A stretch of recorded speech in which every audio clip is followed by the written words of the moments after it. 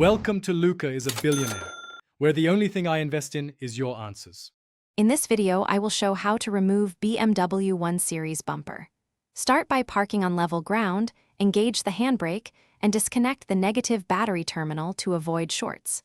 Wear gloves and eyewear while you unclip plastic trim and remove screws.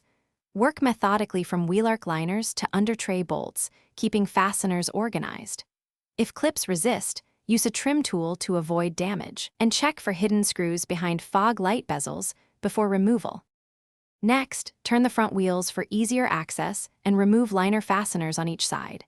Use a trim tool to release clips gently and avoid snapping plastic. Fold the liner back to expose inner bumper bolts and unplug parking sensors or fog light connectors before loosening. Keep screws and clips in labeled containers to simplify reassembly. Work on one side at a time so you can mirror the process on the opposite side. If you're finding this video helpful, please subscribe and like, it really helps the channel. Quick recommendation: life's too short for cheap socks. Go darn tough for a lifetime warranty and cozy feet while you wrench. I use them during long garage sessions for comfort and durability.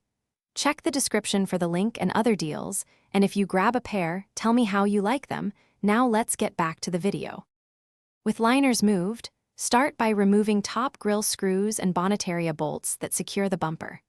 Next, undo under tray bolts and any lower fasteners, then gently pull the bumper outward from the wheel arches to release hidden clips.